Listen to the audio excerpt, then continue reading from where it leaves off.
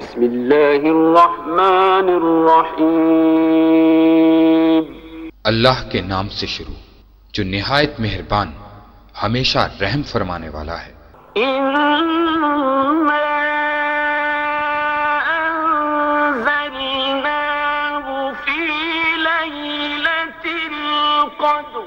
بے شک ہم نے اس قرآن کو شب قدر میں اتارا ہے۔ وما أدراك ما ليلة القدر، اور آپ کیا سمجھتے ہیں کہ شب قدر کیا ہے؟ ليلة القدر خير من ألف شهر، شب قدر فضیلت و برکت اور اجر و ثواب میں 1000 مہینوں سے بہتر ہے۔ تنزل الملائكة والروح فيها بإذن ربهم من كل أمر، اس رات میں فرشتے اور روح الامین اپنے رب کے حکم سے خیر و برکت کے ہر امر کے ساتھ اترتے ہیں۔ سلام هي حتى مطلع الفجر، یہ رات طلوع فجر تک سراسر سلامتی ہے۔ صدق اللہ العظیم۔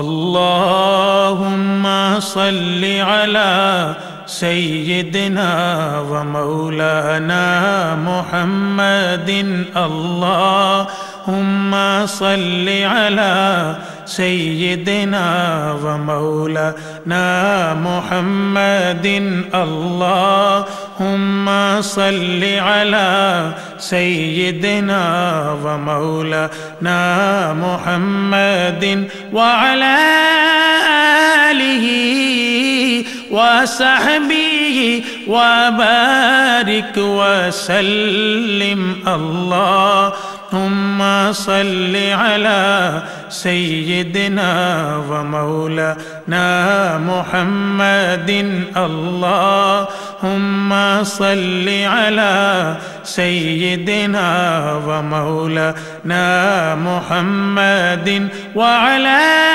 آله وصحبه وبارك وسلم، اللهم صل على سيدنا ومولانا محمد، اللهم صل على سيدنا ومولانا محمد، اللهم صل على سيدنا ومولانا محمد وعلى آله وصحبه وبارك وسلم، اللهم صل على سيدنا ومولانا محمد، اللهم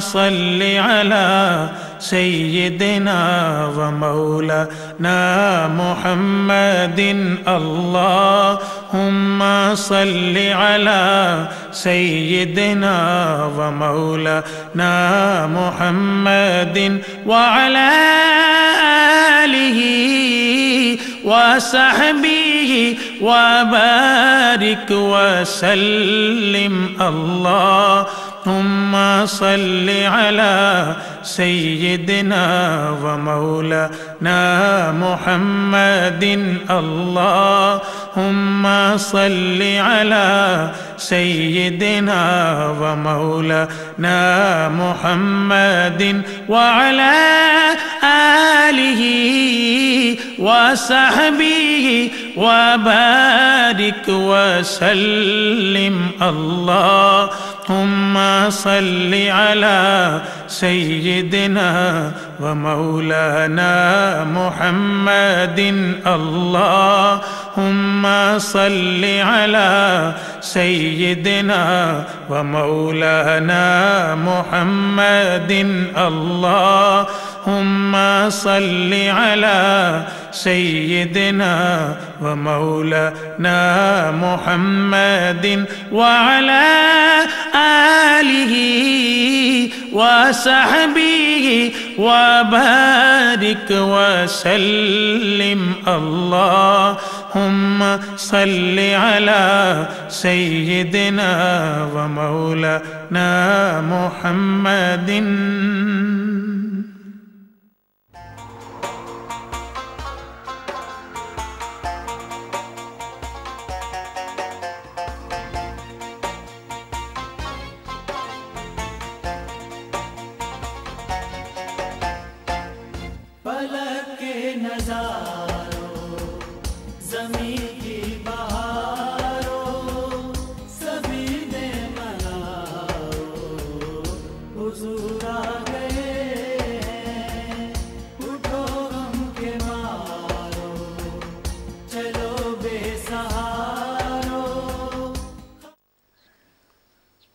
نحمده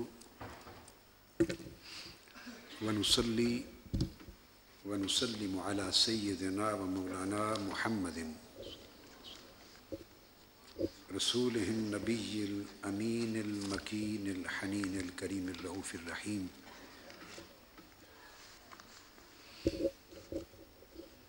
أما بعد فأعوذ بالله من الشيطان الرجيم. بسم الله الرحمن الرحيم. يا يحيى خذ الكتاب بقوة وآتيناه الحكم صبيا وحنانا من لدنا وزكاة وكان تقيا وبرا بوالديه ولم يكن جبارا حسيا وسلام عليه يوم ولد ويوم يموت ويوم يبعث حيا. صدق الله مولانا العظيم.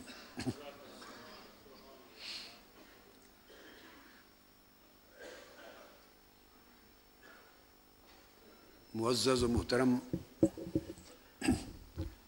مشائخ اعظام، خواتین و حضرات اور جملہ سامعین و سامعات، اللہ جل مجدہ کی توفیق سے اور اس کے اذن سے اور آقا علیہ الصلوۃ والسلام کے نالین پاک کے تصدق سے میں نے آج کی گفتگو کے عنوان کے طور پر سورہ مریم کی کہ پہلے رکوع کی چند آیتیں تلاوت کی، وہیں سے اپنی بات کو شروع کرتے ہیں۔ اللہ رب العزت نے یہاں پر خطاب فرمایا ہے۔ ایک خطاب تو اللہ تبارک و تعالیٰ کا پورا قرآن ہے، پورا قرآن کتاب اللہ بھی ہے، خطاب اللہ بھی ہے، مگر کچھ مقامات ایسے آتے ہیں جہاں وہ اپنے کسی پیغمبر کو یا اپنے بندوں میں سے بندگان خاص کو حرف ندا کے ساتھ یا کے ساتھ خصوصی خطاب فرماتا ہے، تو وہ خطاب خصوصی ہو جاتا ہے۔ تو قرآن اللہ رب العزت کا خطاب عمومی ہے، اور بعض مقامات جو یا سے شروع ہوتے ہیں وہ خطابات خصوصی ہیں۔ آج ہم اللہ تبارک و تعالیٰ کے ایک خطاب خصوصی سے اپنے خطاب کا آغاز کر رہے ہیں۔ ارشاد فرمایا اللہ پاک نے اپنے خطاب میں، یا یحییٰ خذ الکتاب بقوہ۔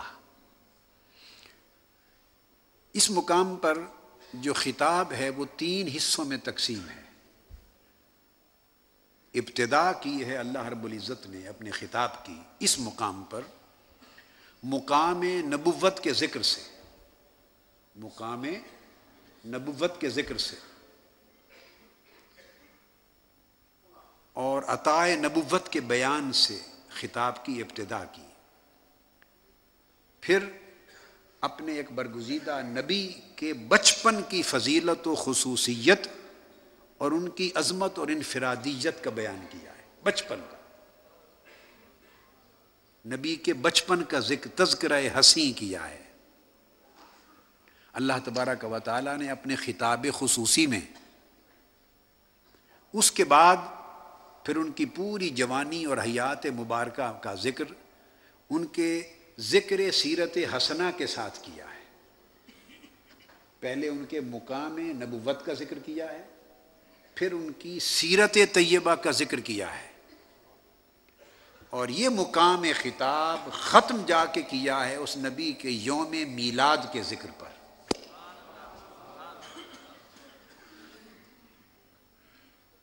ابتدا کی ہے مقام نبوت اور عظمت نبوت کے ذکر سے، خطاب کا وسط ہے بیان سیرت طیبہ پر منحصر، اور خطاب کا اختتام ہے بیان میلاد پر، اور بیان میلاد کا اختتام کیا ہے سلام پر۔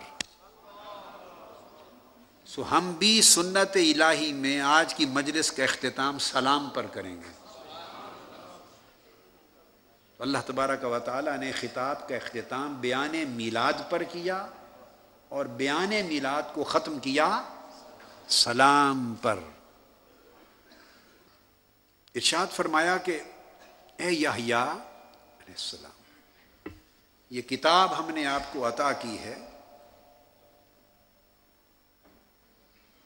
جو پیغام نبوت پر مبنی ہے، اس کو پوری قوت کے ساتھ، استعداد کے ساتھ اور اجتہاد کے ساتھ اور فہم کے ساتھ تھام لے۔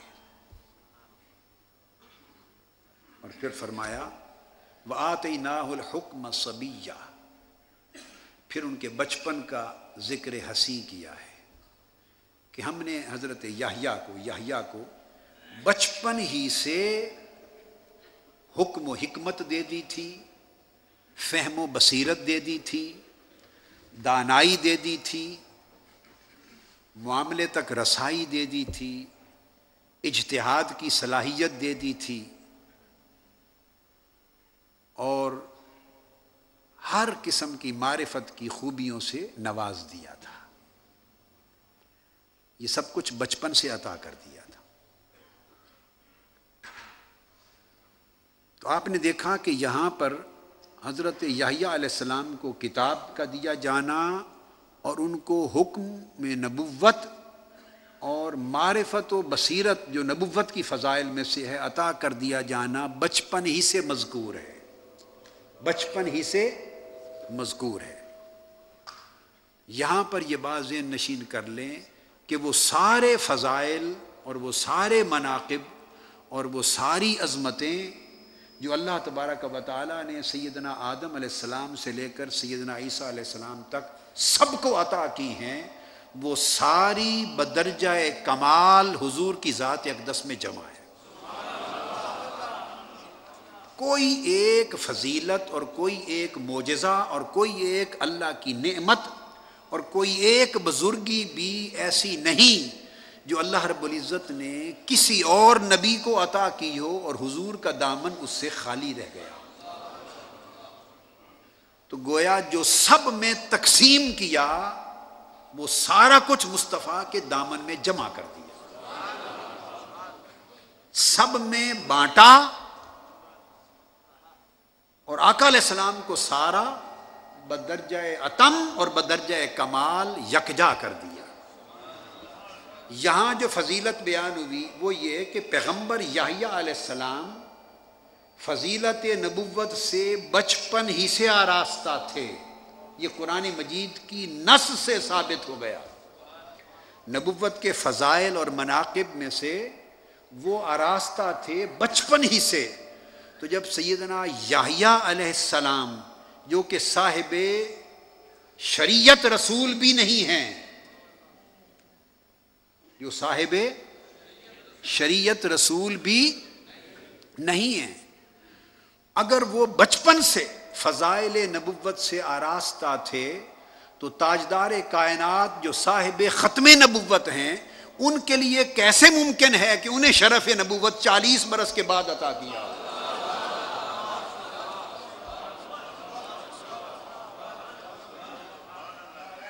باقی نبی تو بچپن سے ہی مالا مال کر دیے جائیں اور آقا علیہ السلام کو اس شرف کے لیے 40 سال تک انتظار کرایا جائے، یہ ضابطہ و قدرت الہیہ کے خلاف ہے۔ آتیناہ الحکم صبیہ سے یہ ایک فرع، ایک نکتہ نکلا، میں نے کہا ساتھ واضح کر دوں، بات ذہن نشین ہو گئی نا۔ اب آپ کہیں گے تو پھر وہ جو بعثت ہوئی 40 سال کے بعد، تو اس میں 40 سال کی جو تخصیص ہے یہ اس کی اہمیت کیا ہے؟ ہاں تو اس کو بھی ایک جملے میں سمجھ لیں، ملنا اور شے ہے، بتانا اور شے ہے۔ نبوت ملی پیدائش سے بھی پہلے اور لوگوں میں اعلان کرنے کا حکم ملا جب 40 برس کی عمر ہوئی۔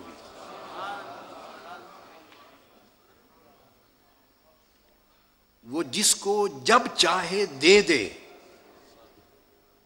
دینے کو نبوت کہتے ہیں اور اعلان کرنے کو نبوت نہیں کہتے، بعثت کہتے ہیں۔ تو حضور کی نبوت 40 برس میں نبوت نہیں ملی، 40 برس میں بعثت ہوئی، 40 برس میں بعثت ہوئی کہ اب لوگوں کو بتا دے، اعلان کر دے۔ تو نزول قرآن کا آغاز ہوا 40 برس کی عمر مبارک پر، رہ گیا شرف نبوت۔ حضرت یحییٰ کو تو بچپن سے ملا اور تاجدار کائنات کو اس وقت سے ملا جب وقت بھی نہ تھا، جب عالم بشریت بھی وجود میں نہیں آیا تھا، اور اول البشر سیدنا آدم علیہ السلام بھی اپنے پیکرے عنصر بشری میں وجود میں نہیں آئے تھے۔ تو نبوت تو اس سے بھی قبل کی مل چکی تھی، اور یہ حدیث حسن اور صحیح ہے جس کو درجنوں ائمہ حدیث نے الگ الگ طرق سے اور تقریباً 40 صحابہ اور تابعین اور ائمہ نے اپنے الگ الگ طرق اور اسانید سے روایت کیا، 40 کے قریب مختلف مضامین کے ساتھ، کہ آقا علیہ السلام سے پوچھا گیا متا وجبت لکن نبوہ یا رسول اللہ، آقا صلی اللہ علیہ وسلم آپ کے لیے نبوت کب سے واجب اور ثابت ہو گئی؟ پوچھنے والے نے یہ سوال نہیں کیا کہ آپ اللہ کے علم میں کب سے نبی ہیں، اس لیے کہ یہ سوال کرنا خود جہالت ہے اور کوئی صحابی یہ بات پوچھ نہیں سکتا، چونکہ اگر یوں کہا جائے کہ اللہ کے علم میں کب سے ہیں تو اس سے تو اللہ کا علم حادث ہو جائے گا، اللہ کا علم حادث ہو جائے گا۔ اللہ کے علم پر کب اور کب سے کا اطلاق بھی نہیں ہو سکتا، یہ تو پوچھا بھی نہیں جا سکتا۔ پوچھنے والے نے پوچھا متا واجبت، آپ کے لیے نبوت کب سے ثابت ہے، آپ کب سے نبی ہیں، کب سے نبی ہیں، یہ سوال ہے۔ سو اس وضاحت کی گنجائش ہی نہ رہی کہ اس حدیث کا معنی ہے کہ اللہ کے علم میں تب سے نبی ہیں، علم کا تو پوچھا ہی نہیں گیا، یہ تو سوال ہی نہیں۔ متا کنت نبیا فی علم اللہ، یہ تو پوچھا ہی نہیں کہ اللہ کے علم میں کب سے نبی ہیں، یہ تو صحابی نے پوچھا ہی نہیں۔ اس نے تو پوچھا متا وجبت لکن نبوہ، آپ کب سے نبی ہیں، سادہ سی بات ہے، آپ کے لیے نبوت کب سے ثابت ہے، بس اتنا سوال۔ آقا علیہ السلام نے جواب دیا، ترمذی شریف کی حدیث ہے، جواب دیا کنت نبیا وآدم بین الروح والجسد۔ سوال نے بھی نفس مسئلہ واضح کر دیا تھا اور جواب نے واضح تر کر دیا۔ حضور نے فرمایا کنت نبیا، میں اس وقت سے نبی ہوں، اس وقت سے نبی ہوں۔ نہ پوچھنے والے نے علم الہی کی کوئی بات کی اور نہ آقا علیہ السلام نے علم الہی کا کوئی اشارہ کیا. یہ موضوع ہی نہیں ہے, یہ موضوع ہی نہیں تھا. سو یہ بات جس نے کہی وہ موضوع بات کہی, وہ موضوع بات کہی, من گھڑت بات کہی, خلاف موضوع کہی. تو آقا نے فرمایا کنت نبیًا, میں اس وقت سے نبی ہوں. وآدم بین الروح والجسد, جب کہ ابھی آدم علیہ السلام کا خمیر بشری بھی تیار نہ ہوا تھا. یہاں یہ حدیث آپ نے سنی, اس کے اندر ایک بڑی لطیف اور دقیق بات ہے جس کو کبھی زیر بحث نہیں لایا گیا, نہ بیان میں نہ تحریر میں, بہت کم توجہ کی گئی ہے. اولو العزم اہل علم کے سوا توجہ نہیں کی گئی. لوگ سمجھتے ہیں کہ شاید جب آدم علیہ السلام کی بشری تخلیق ہو رہی تھی, بین الروح والجسد کا معنی عام لوگ یہ سمجھتے ہیں کہ جب اللہ پاک نے فرمایا نا انی جاعل فی الارض خلیفہ, کہ میں زمین میں خلیفہ بنا رہا ہوں, تو جب آدم علیہ السلام کو بنایا جا رہا تھا, انی خالق بشرا من صلصال من حمأ مسنون, جب ان کا پیکر بشری تیار کیا جا رہا تھا تو شاید یہ فرمایا کہ میں اس وقت بھی نبی تھا. نہیں, یہ بات نہیں ہے, اور اگر یہ سوچ آئے تو غلط ہے. بین الروح والجسد کا معنی یہ نہیں ہے, بین الروح والجسد کا یہ معنی نہیں ہے. اس لیے کہ یہاں روح اور جسد میں اہل علم تشریف فرما ہیں, اور مفتیان کرام اور محققین اعظام. یہ توجہ طلب ہے اساتذہ کے لیے اور علم دین کے طلباء کے لیے. یہاں دو حدیں بیان کی ہیں, الروح اور الجسد. اور روح اور جسد کے درمیان بینونت کا ذکر ہے, بینونت, کہ میں اس وقت بھی نبی تھا جب ایک اینڈ پر روح تھی اور دوسرے اینڈ پر ابھی بشر کا وجود تھا. یہ نہیں کہ روح اور جسم کو ملایا جا رہا تھا, یہ تو بیان ہی نہیں کیا. فرمایا ادھر روح تھی, ادھر پیکر بشری ابھی وجود میں نہیں آیا تھا. وہ جو درمیانی مدت تھی خدا جانے کتنے اربوں برس کی ہوگی, اس زمانے میں بھی میری نبوت تھی. یہاں ذکر بینونت ہے, دو اینڈز ہیں. کیا مثلا اگر یہ کہہ دیا سنیں کہ لندن امریکہ اور پاکستان کے درمیان ہے, بین امریکہ و پاکستان, لندن, تو اب درمیان کہنے سے کچھ یہ پتا چلا کہ امریکہ کے قریب ہے یا پاکستان کے قریب ہے, کوئی اشارہ ملتا ہے؟ بس امریکہ سے آگے اور پاکستان سے پہلے ہے. پتہ نہیں فاصلہ ادھر زیادہ ہے, معلوم نہیں فاصلہ ادھر زیادہ. اس کو بینونت کہتے ہیں, بین. اللہ نے جب روح پیدا کی اس کے کسی زمانے کا تعین نہیں ہے. صرف ایک حدیث میں آتا ہے جس کو امام قسطلانی نے المواہب اللدنیہ میں بیان کیا, شارح بخاری نے, اور مولانا اشرف علی تھانوی صاحب نے بھی نقل کیا اس حدیث کو اپنی کتاب نشر الطیب میں, اور دیگر اصحاب سیر میں امام حلبی نے بھی اور لوگوں نے بھی روایت کیا. بینونت اس زمانے کا کچھ اندازہ نہیں ہے. کئی احادیث ہیں سیدنا امام زین العابدین سے مروی ہیں اور ائمہ سے مروی ہیں جن سے تھوڑی تھوڑی خبر ملتی ہے. وہ تھوڑی تھوڑی خبر دینے والی حدیثوں میں سے ایک عرض کرتا ہوں کہ ایک روز آقا علیہ السلام نے جبرائیل امین سے پوچھا, جبرائیل تمہاری عمر کیا ہے؟ انہوں نے عرض کیا یا رسول اللہ صلی اللہ علیہ وسلم مجھے اپنی عمر کا ایگزیکٹلی تو پتہ کوئی نہیں کہ میں کب سے ہوں.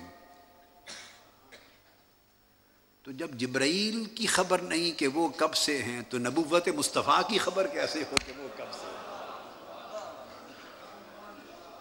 ایگزیکٹلی تو معلوم نہیں کب سے ہو, کتنی عمر ہے. اتنا اندازہ ہے کہ مطلع پر اور وہ مطلع یہ زمین و آسمان کا مطلع نہیں تھا، کیونکہ اس وقت تو وکان عرشہ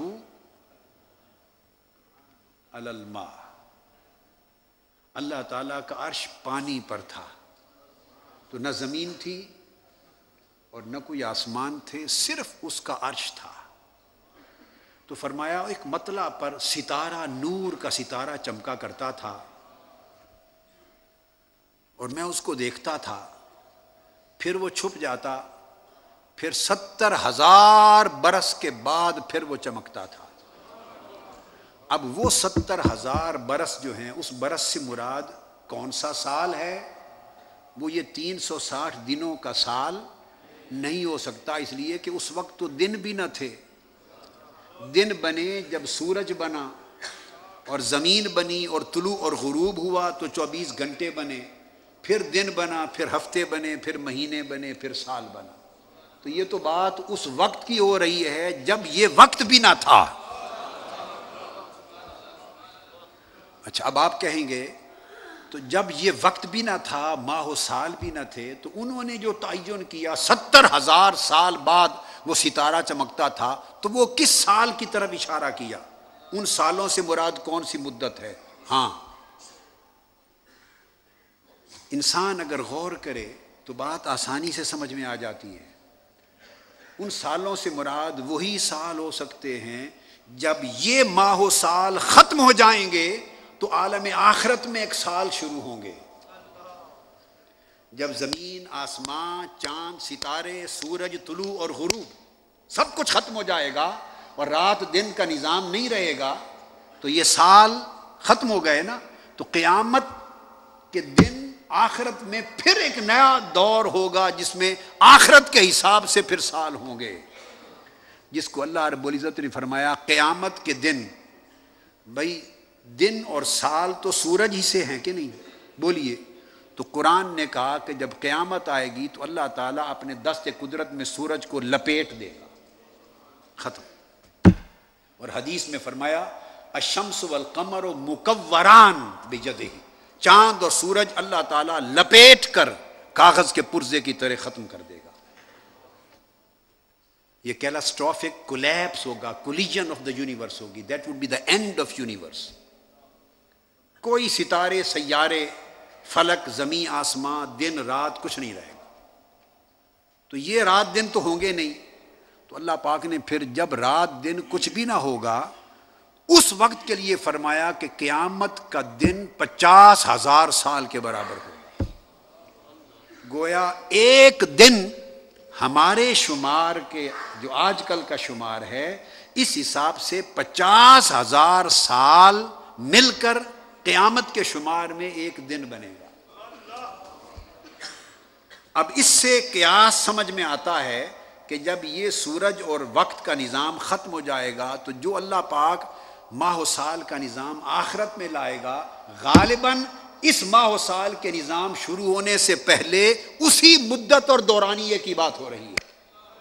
تو قیامت کا ایک دن 50,000 سال کے برابر ہوگا، یہ تو قرآن کی نص سے ثابت ہے۔ کیا؟ بولیے، قرآن کی نص سے ثابت ہے۔ اور اب ایک حدیث کی نص بھی بتا دوں، حدیث صحیح کی۔ وہ قیامت کا دن جو آپ کے لیے ہمارے لیے 50,000 سال کا ہوگا، وہ عاشقوں کے لیے نماز عصر کے دورانیے جتنا ہو جائے گا۔ اولیاء اللہ کے لیے، اللہ کے مقرب بندوں کے لیے وہ 50,000 سال کا دن اس طرح گزر جائے گا جیسے نماز عصر پڑھ کے کوئی سلام پھیرتا ہے۔ لوگ 50,000 سال نفسا نفسی کے عالم میں تڑپ رہے ہوں گے، اور وہ نماز عصر جتنی مدت گزرنے کے بعد دیکھیں گے کہ ہر کوئی جنت میں جا رہا ہے، دوزخ میں جا رہا ہے۔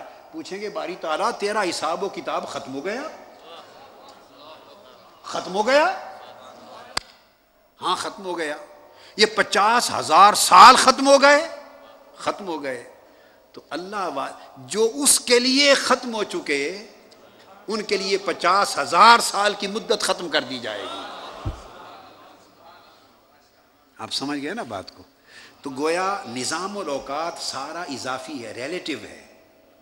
کسی کے لیے کچھ ہوتا ہے، کسی کے لیے کچھ ہوتا ہے۔ تو 50,000 سال کا دن، 50,000 سال کی مدت ایک دن ہے۔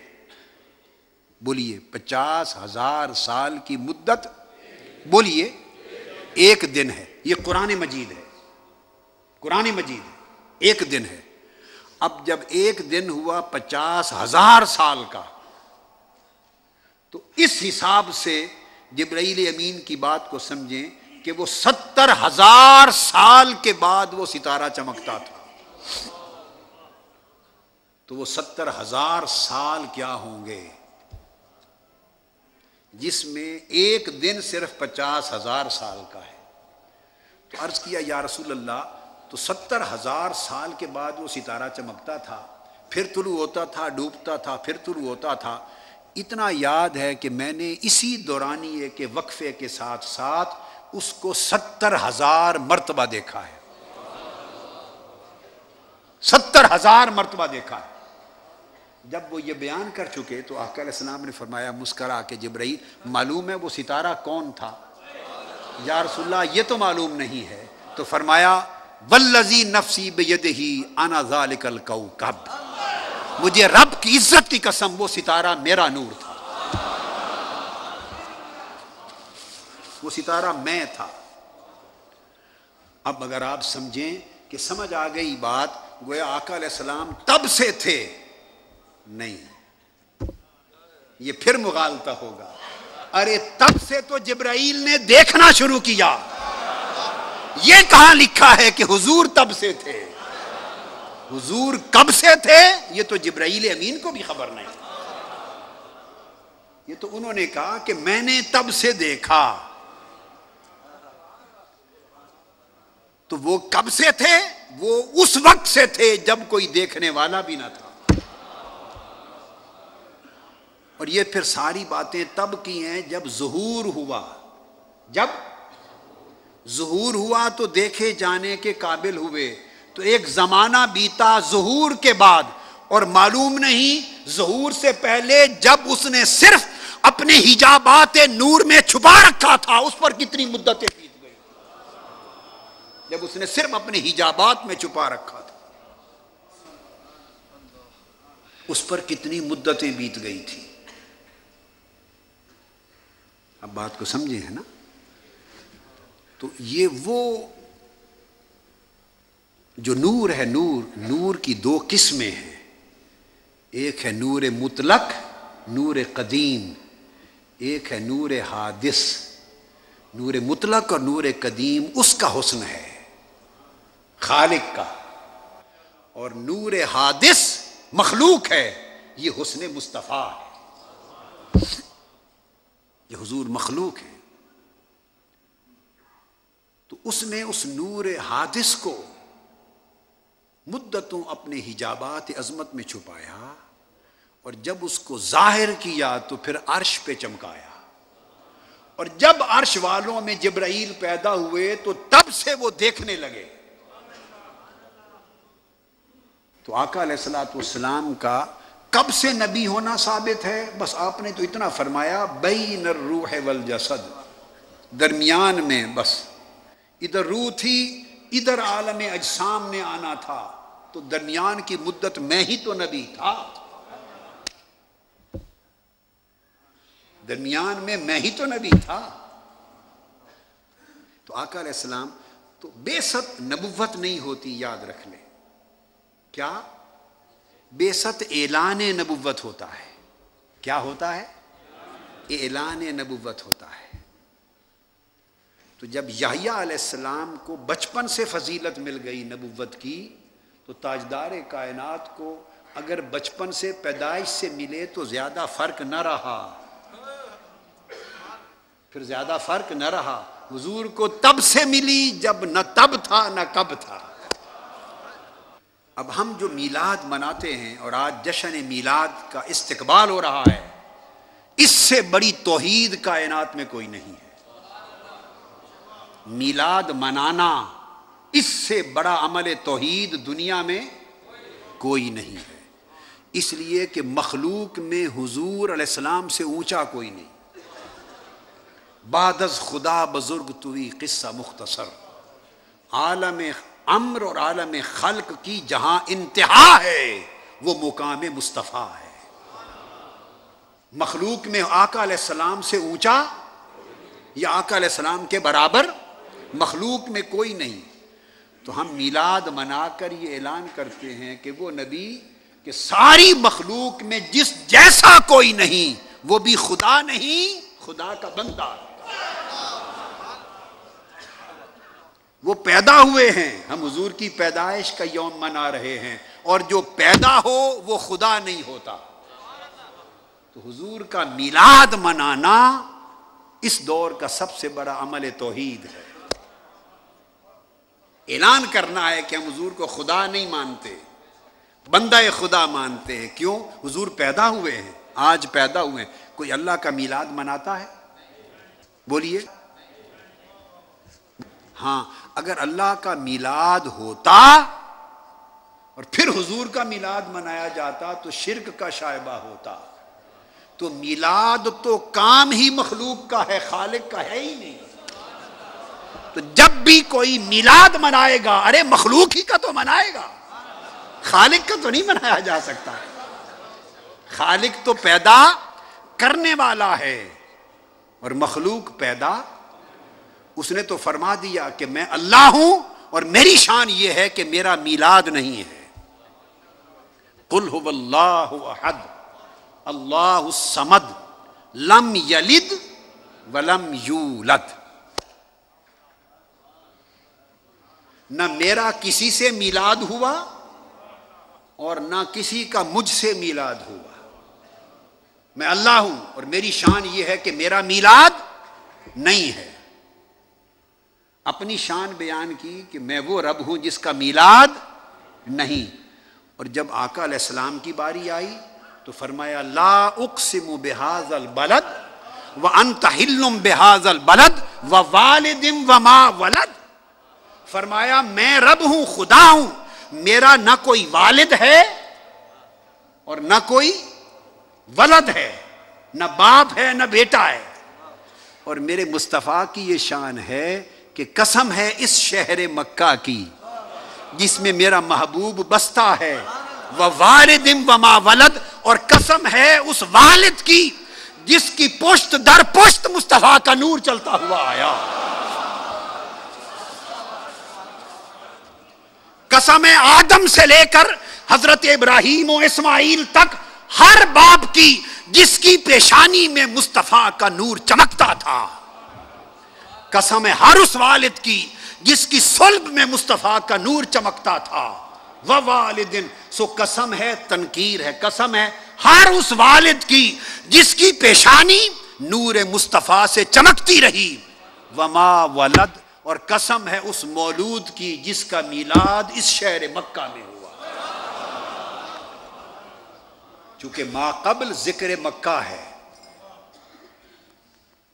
ما قبل ذکر مکہ ہے، ورنہ والد و مولود کی قسم کھانی تھی تو شہر مکہ کی قسم پہلے کھانے کی کیا ضرورت ہے؟ تو شہر مکہ کی قسم اور وما ولد کی قسم، ان کے درمیان ایک ربط ہے۔ تو گویا بتایا میں خدا ہوں سو میرا میلاد نہیں، یہ میرا محبوب مصطفیٰ ہے، یہ بندہ خدا ہے سو اس کا میلاد ہے۔ سو لوگو میری عبادت کیا کرو، اس کی اطاعت کیا کرو، میری بندگی اختیار کیا کرو، اس کے میلاد کے جشن منایا کرو۔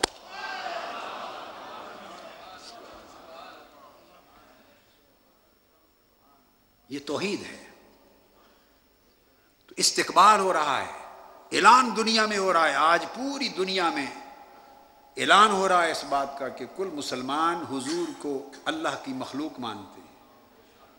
حضور کا برتھ ڈے منایا جا رہا ہے، یوم ولادت منایا جا رہا ہے۔ جس کی ولادت ہوتی ہے وہ خدا نہیں ہوتا۔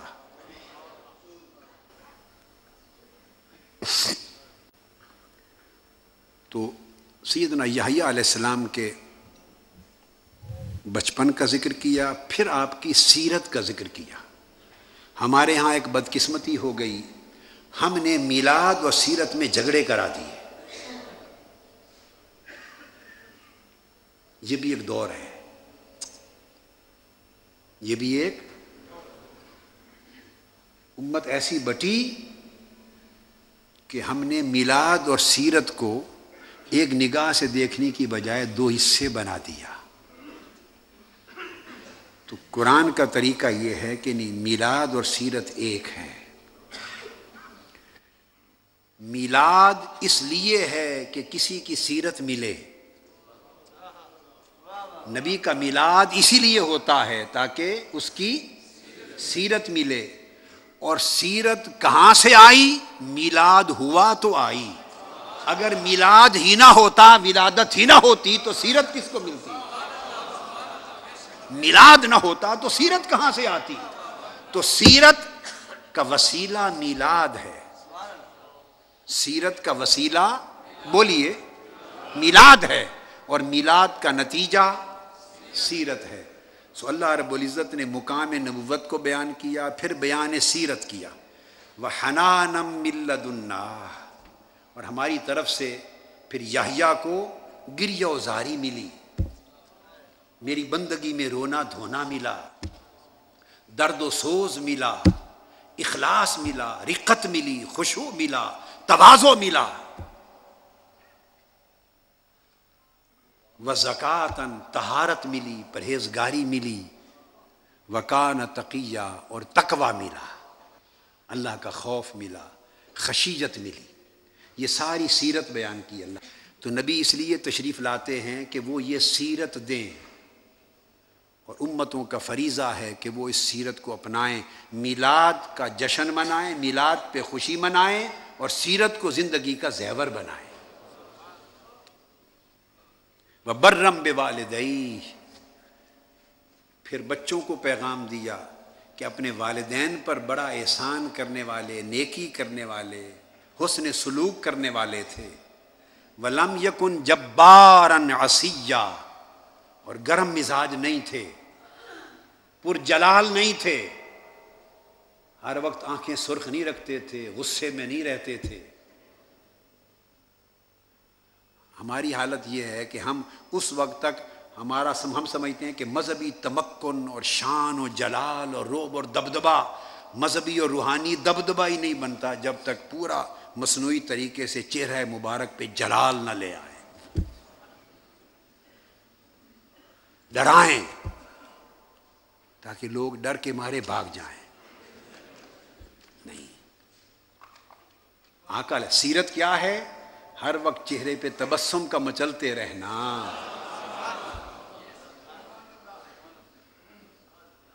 آقا علیہ السلام کے بارے میں ارشاد فرمایا سیدنا مولا علی المرتضیٰ نے، حضور کی صورت و سیرت یہ تھی کہ کوئی دور سے دیکھتا تو اس پر رعب طاری ہو جاتا، اور کوئی پاس بیٹھ جاتا تو حضور کے پیار میں گرفتار ہو جاتا۔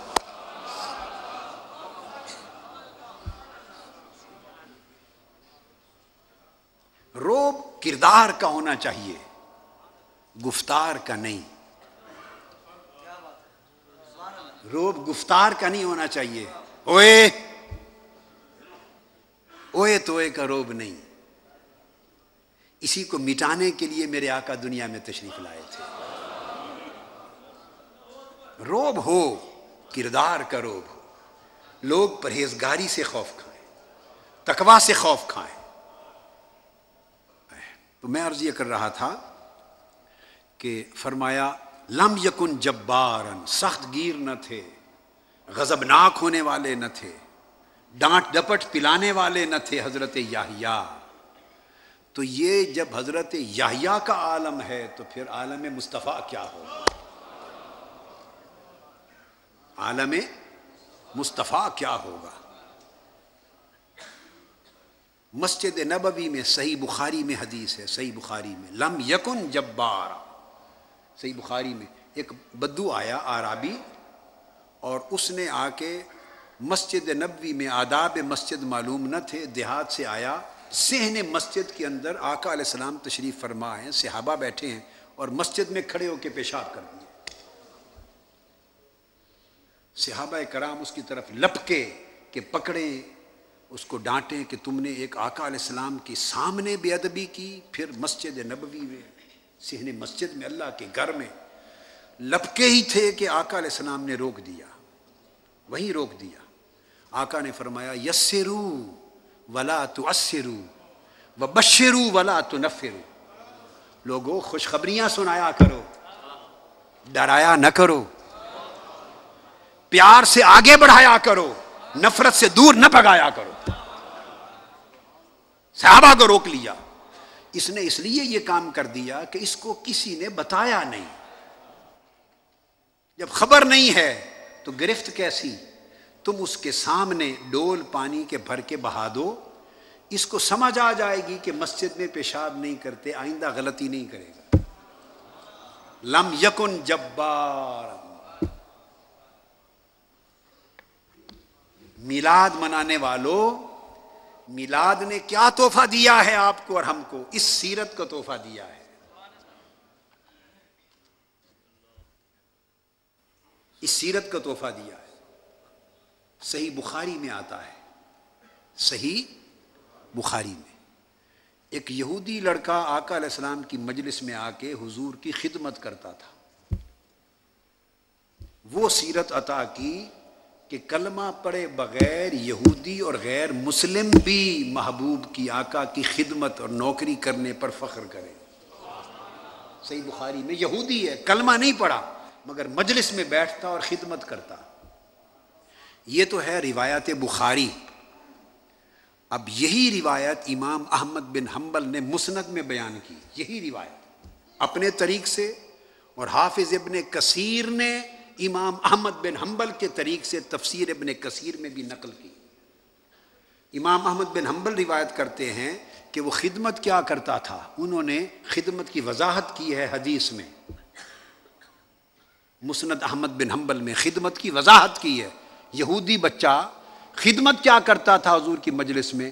تو حدیث پاک میں ہے کہ حضور علیہ السلام کے وضو کے لیے لوٹا بھر کے رکھتا تھا، اور جب حضور تشریف لاتے تو جوڑے اٹھا کے گود میں رکھ لیتا تھا، اور جب اٹھ کے جانے لگتے تو دوڑ کے جوڑے پہناتا تھا، لوٹے بھرتا اور جوڑے اٹھاتا۔ یہ خدمت تھی اس کی۔ اٹھا لے مسند احمد بن حنبل۔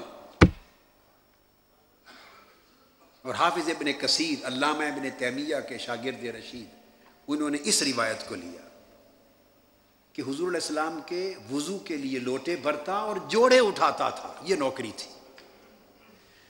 2-4 روز گزر گئے، وہ نہیں آیا۔ لم یکن جبارا، سخت گیر نہ تھے، سخت مزاج نہ تھے، اس کی شرح کر رہا ہوں۔ آقا علیہ السلام نے پوچھا صحابہ کرام سے، کچھ دن ہو گئے ہیں، وہ یہودی لڑکا نہیں دیکھا؟ عرض کیا یا رسول اللہ وہ بیمار ہو گیا ہے،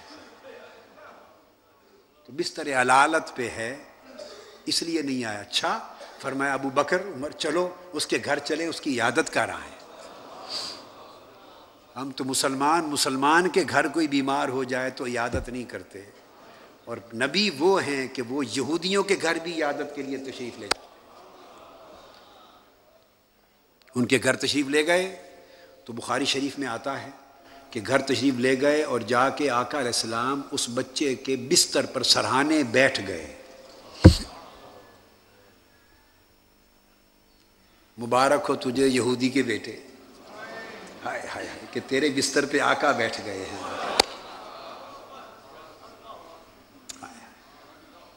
کاش اس جگہ ہم ہی ہوتے۔ آقا بستر پہ بیٹھ گئے۔ اب ہمیشہ حضور کی مجلس میں آتا تھا، واز سنتا، قرآن کی آیتیں سنتا، حدیثیں سنتا۔ نہ اس نے کلمہ پڑھا اور نہ آقا علیہ السلام نے کبھی اس کو فرمایا کہ کلمہ پڑھ لو۔ بیٹھتا حضور کی مجلس میں تھا مگر فرمایا نہیں۔ یہ آداب دعوت و تبلیغ ہیں، یہ آداب دعوت و تبلیغ ہیں، اس لیے کہ بات گفتار سے نہیں بنتی، کردار سے بنتی۔ اب اس کے گھر تشریف لائے ہیں عیادت کے لیے، تو اس کے سرانے بیٹھ کے فرمایا یہودی کے بچے کو کہ بچے میرا کلمہ پڑھ لو، اسلام قبول کر لو، کلمہ پڑھ لو۔ اس بچے نے اپنے باپ کی طرف مڑ کے دیکھا۔ یہ سب حدیث صحیح بخاری میں ہے اور مسند احمد بن حنبل۔ باپ کی طرف مڑ کے دیکھا، باپ خاموش کھڑا رہا۔ بچہ بھی باپ کے ڈر سے چپکے سے بیٹھا لیٹا رہا. آقا علیہ السلام نے دوبارہ فرمایا میرا کلمہ پڑھ لے. اس نے پھر باپ کی طرف دیکھا. جب دوبارہ دیکھا تو تھا تو یہودی، مگر کہنے لگا بیٹے مجھے کیا تکتا ہے، ابو القاسم جو فرماتے ہیں مان لو. بچے یہ مصطفیٰ ہر ایک کے گھر تھوڑا جا کے دعوت دیتے رہتے ہیں کلمے کی. تمہارے گھر آئے ہیں آج دعوت دینے، مجھے کیوں دیکھتے ہو، کلمہ پڑھ لو. بچے نے کلمہ پڑھ لیا. آقا علیہ السلام خوش ہو گئے، دعا کی، تشریف لے گئے. قدم مبارک گھر سے باہر رکھا، بچے کی روح قفس انصری سے پرواز کر گئی. نگاہ نبوت سے دیکھ لیا تھا کہ ملک الموت پہنچ چکا ہے، روح قبض ہونے والی ہے. اور غیرت نبوت نے، غیرت رحمت نے گوارا نہ کیا کہ ہو ساری زندگی میرے جوڑے اٹھانے والا، ہو ساری زندگی میرے وضو کے لوٹے بھرنے والا اور جوڑے اٹھانے والا، اور ابھی مرنے کا وقت قریب ہے جائے جہنم میں. مصطفیٰ کے جوڑے گوارا نہیں کر سکتے تھے کہ دوزخ میں چلے. تو حدیث پاک کے لفظ ہیں. آقا علیہ السلام ادھر گلی میں نکلے اور ہاتھ اٹھا کر فرماتے جا رہے تھے الحمدللہ الذی انقذہ اللہ بی من النار. اس اللہ کا شکر ہے جس نے میرے صدقے سے اس بچے کو دوزخ سے نکال لیا. یہ کلمہ وسیلہ ہے، اس حدیث میں کلمہ توسل ہے. الحمدللہ الذی انقذہ اللہ بی من النار. اس اللہ کا شکر جس نے میرے صدقے سے، میرے وسیلے سے اس کو دوزخ سے نکال لیا. اب یہاں ایک بات کہنے کی جسارت کروں گا. آقا علیہ السلام کی تو شان یہی تھی جو آپ نے فرمایا. آقا اجازت ہو تو ہم غلام بھی کچھ عرض کر دیں اسی موقع پر. حضور کی شان تھی، آپ نے شان کے لائق فرمایا کہ اس خدا کا شکر جس نے میرے صدقے سے اسے دوزخ سے نکال لیا. اور آقا ہم علی سبیل التنزل یہ کہیں گے اس خدا کا شکر جس نے حضور کے جوڑوں کے صدقے سے دوزخ سے نکال لیا. جو حضور کے وجہ سے، حضور کے صدقے سے دوزخ سے نکلا، وہ صدقہ تھا کیا؟ کوئی تہجد پڑھتا تھا، نماز پنجگانہ پڑھتا تھا؟ وہ تو سرے سے یہودی تھا. اس نے تو پوری زندگی کلمہ ہی نہیں پڑھا، نماز سیکھی نہیں، ایک عمل نہیں کیا. تو بتائیے اب دوزخ سے اگر بچا تو کس شے نے بچایا؟ ایک جھگڑا چلتا رہتا ہے مسلمانوں کے درمیان کہ محبت مقدم ہے یا عمل مقدم ہے. کیا جھگڑے ہیں؟ ایمان کی معرفت سے محرومی ہے اور کچھ نہیں ہے. کہ محبت مقدم ہے یا عمل اور اتباع مقدم ہے. میں تو نہ کسی کو مقدم کرتا ہوں نہ کسی کو مؤخر کرتا ہوں. اس حدیث کا نقطہ سمجھا دیتا ہوں، فیصلہ آپ کر لیجئے کہ وہ جو بچہ یہودی کا بچہ دوزخ سے بچ گیا، وہ عمل سے بچا یا مصطفیٰ کے جوڑوں کے صدقے سے بچا؟ اس کو دوزخ سے نکال کر جنت میں کس نے بھیجا؟ کوئی نماز پڑھی تھی؟ بولیے. حج کیے تھے، روزے رکھے تھے، تسبیح کی تھی، دعوت اور تبلیغ کی تھی، مسجدیں بنائی تھی، اللہ اللہ کیا تھا. وہ تو اس لمحے روح پرواز کرنے سے 1 منٹ قبل تک یہودی تھا. موت سے 1 منٹ پہلے تک یہودی تھا، کلمہ ہی نہیں پڑھا تھا. اور عمل کیا کیا؟ صرف کلمہ پڑھا. نہ ابھی صحت یاب ہوا، نہ جا کے کوئی شریعت سیکھی، نہ نماز روزہ کیا، غسل بھی نہیں کیا. بستر پر لیٹے لیٹے کلمہ پڑھا، روح قفس انصری سے پرواز کر گئی. اس لیے حضور نے فرمایا کہ اس خدا کا شکر کہ جو صرف میرے صدقے سے اس کو جنت میں لے گیا. اب وہ جو حضور کی وجہ سے جنت میں گیا، وہ وجہ اس کی کون سی خدمت بنی؟ بولیے. بس حضور کی ذاتی نوکری. اے اہل اسلام، اے اہل عالم اسلام، مادیت کا دور ہے، خدا و مصطفیٰ سے دوری کا دور ہے.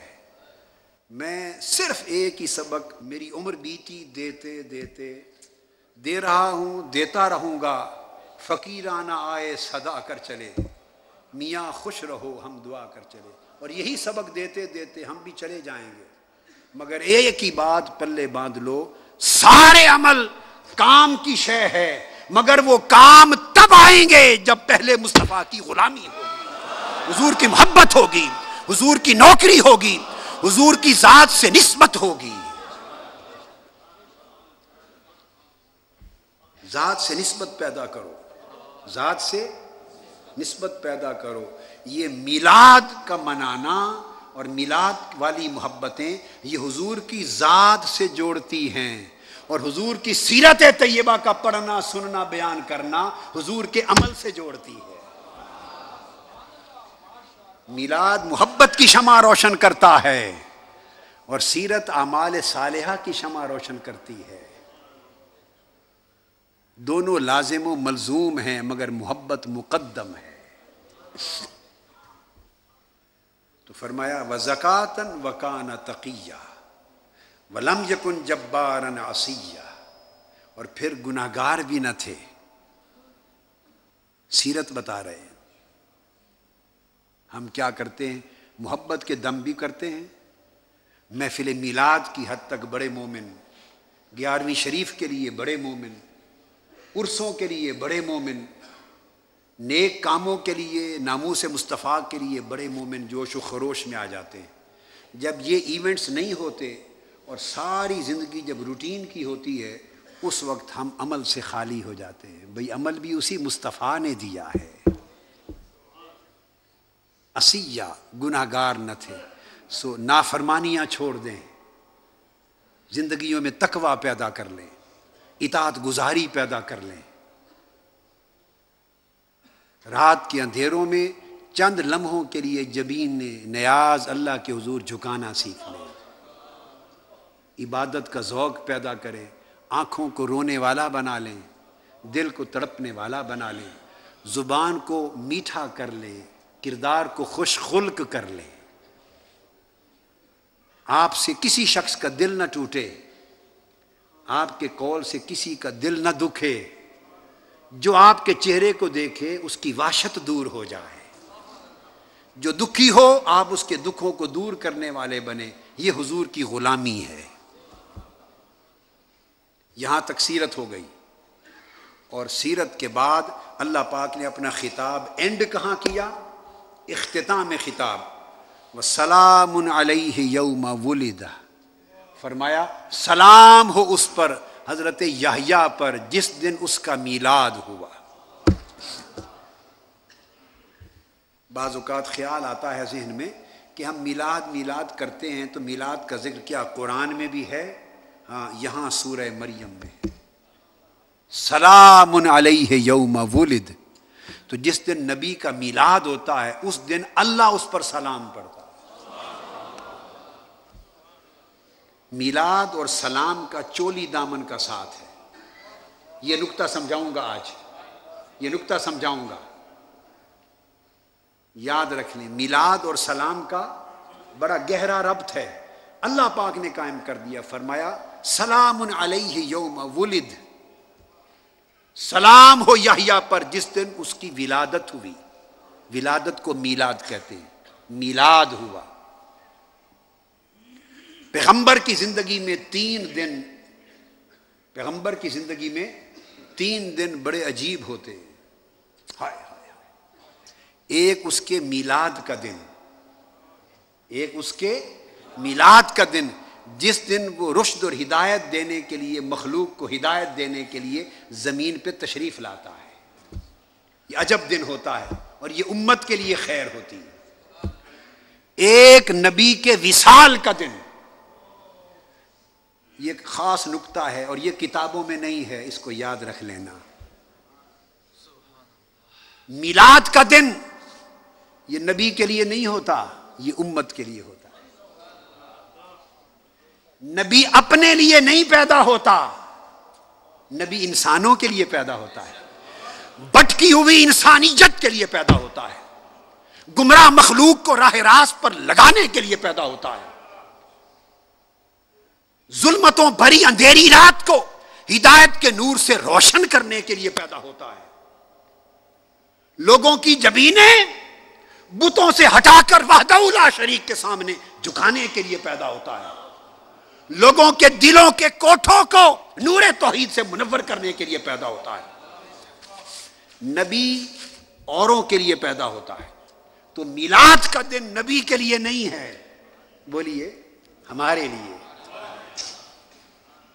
میلاد کا دن کیا نبی کے لیے نہیں ہے، ہمارے لیے ہے. اور جو دن ہے ہی ہمارے لیے ہم وہی نہ منائیں، کیسی عجیب بات ہے. میلاد اس کے لیے تو ہے ہی نہیں، میلاد نبی کے لیے نہیں.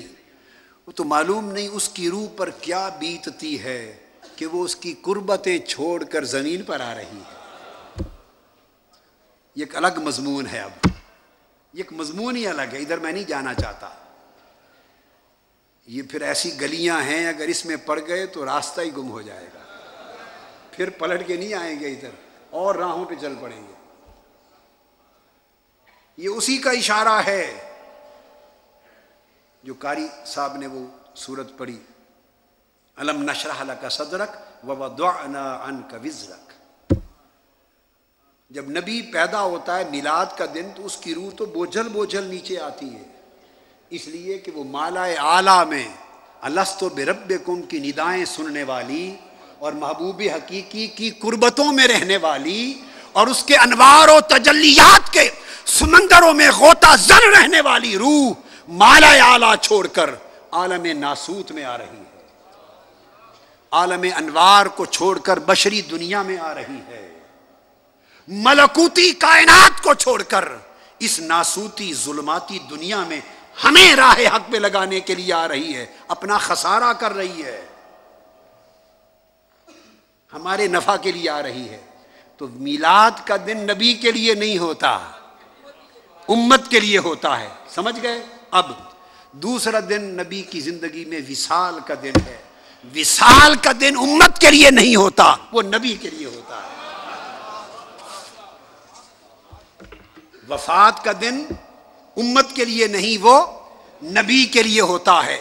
اس لیے کہ میلاد جس دن ہوا تھا اس دن روح کی جدائی ہوئی تھی، نبی کی روح کی، محبوب کی، مالا اعلیٰ کی قربتوں سے، عالم جبروت کی عظمتوں سے، عالم لاہوت کی عظمتوں سے، عالم ہاہوت کی عظمتوں سے، اس کے انوار و تجلیات کی بارگاہ سے ظاہراً ایک دوری سی ہوئی تھی کہ عالم ناسوت میں آئی تھی.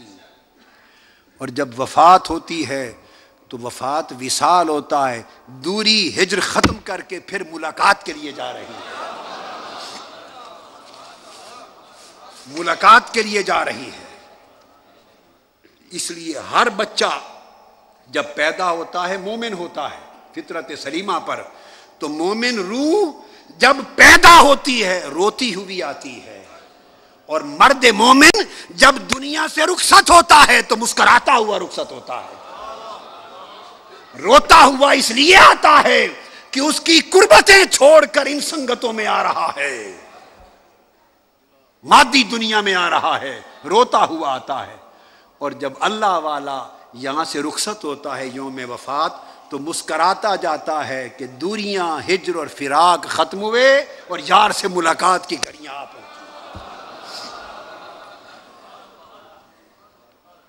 وفات ہمارے لیے نہیں نبی کے لیے ہے.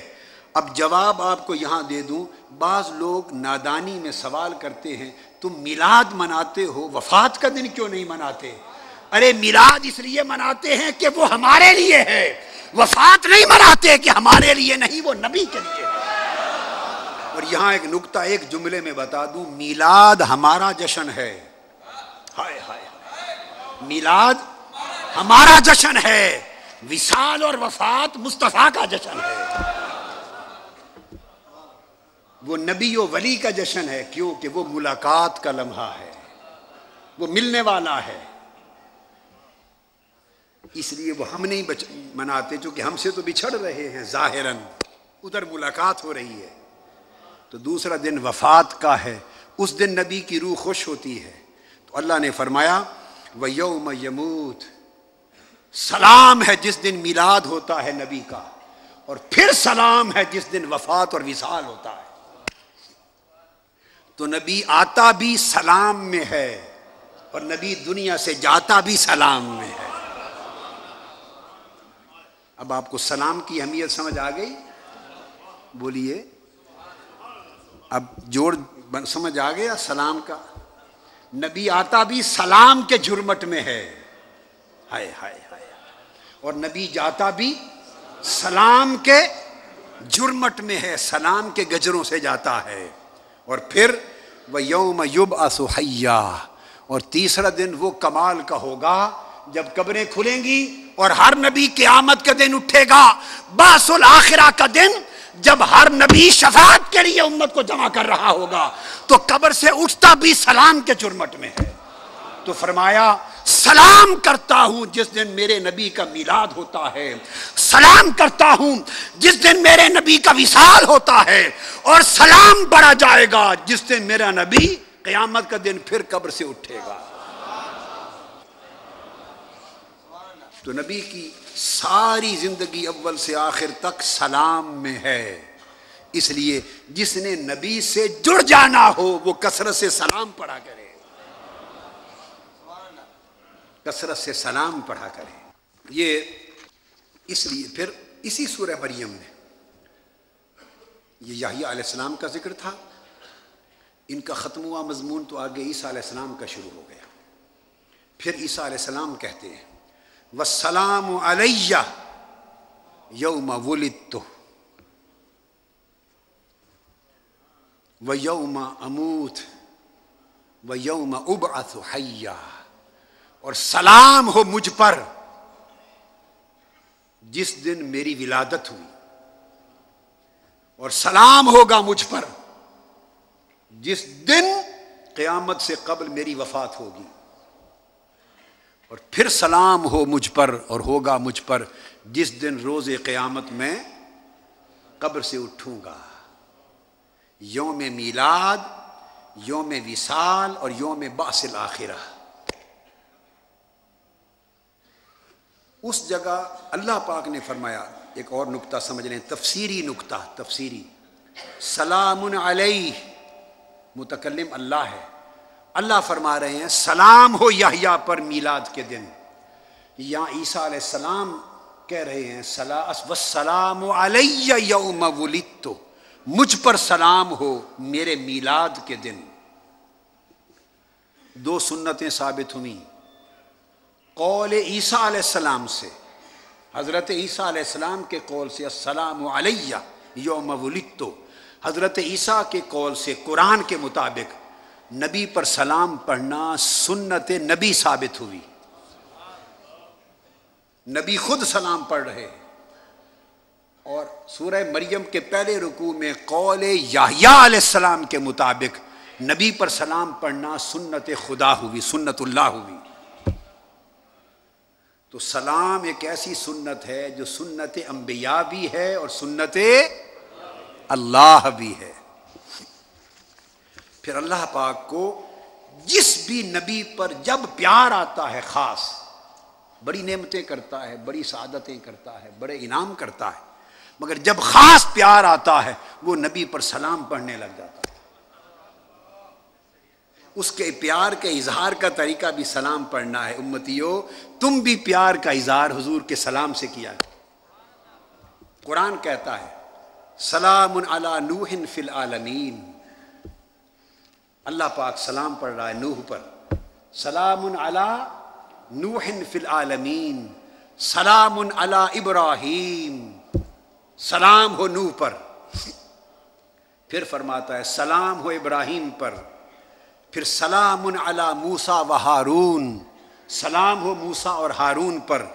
پھر فرمایا سلام علی الیاسین، حضرت الیاس پر سلام ہو۔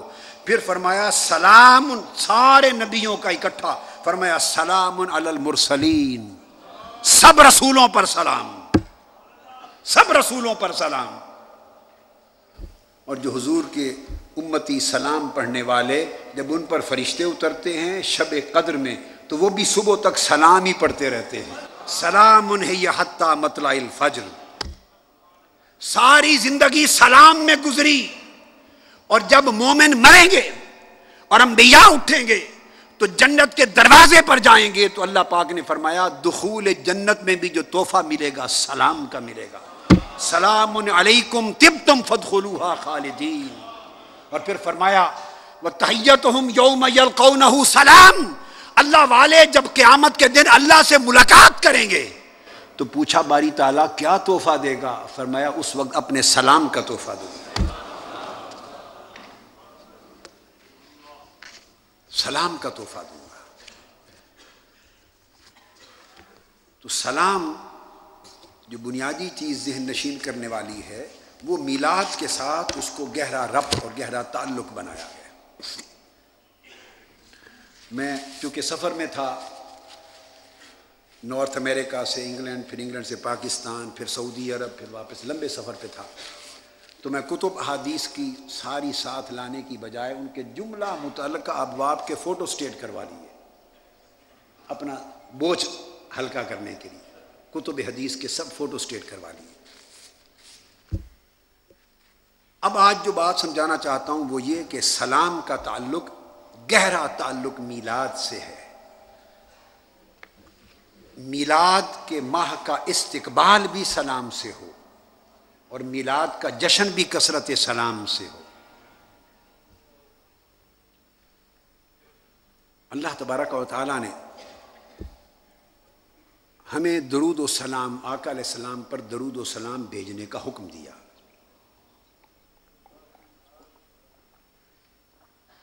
اور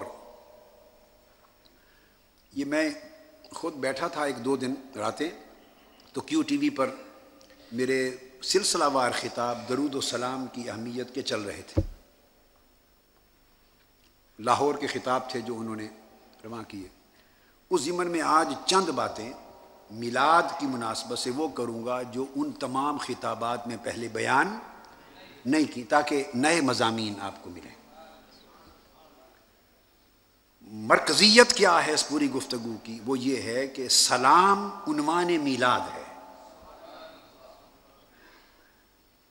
سلام مضمون میلاد ہے. اللہ تبارک و تعالی نے قرآن مجید میں حکم دیا، بڑی خاص توجہ طلب بات ہے، بڑی اہم بات ہے. ان اللہ و ملائکتہ یصلون علی النبی. اللہ اور اس کے فرشتے، اللہ اور اس کے فرشتے، ان اللہ و ملائکتہ. تھوڑی سی گفتگو اضافت پہ کرنا چاہتا ہوں. یہ جو فرمایا اس کے فرشتے، یہ ضرورت کیوں پیش آئی؟ کیا کسی اور کے بھی فرشتے ہوتے؟ اللہ کے سوا کسی اور کے بھی فرشتے ہوتے؟ جی تو جب کسی اور کے فرشتے ہوتے ہی نہیں تو یہاں اضافت کی ضرورت کیوں پیش آئی کہ اللہ اور اس کے فرشتے؟ یہ نقطہ سلام ہے اور نقطہ میلاد ہے. اس کو سمجھیں. فرمایا اللہ، بے شک اللہ اور اس کے فرشتے حضور پر درود و سلام پڑھتے ہیں. اب ایک قاعدہ یاد رکھ لیں، اہل علم، بڑے بڑے اکابر علماء، اساتذہ، مفتیان اور محققین کرام بیٹھے ہیں. اضافت اس کو کہتے ہیں جب کہا جائے مثلا غلام و زید، زید کا غلام، ولد رجل، ایک شخص کا بیٹا. آپ سمجھ گئے نا؟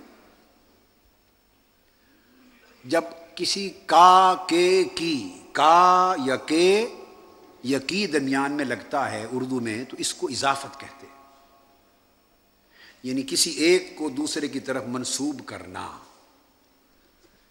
اس اضافت کی بے شمار قسمیں ہیں اور اس کے بے شمار وجوہ اور مقاصد ہیں. یہ اضافت کیوں آتی ہے؟ اس کے سبب ہوتے ہیں.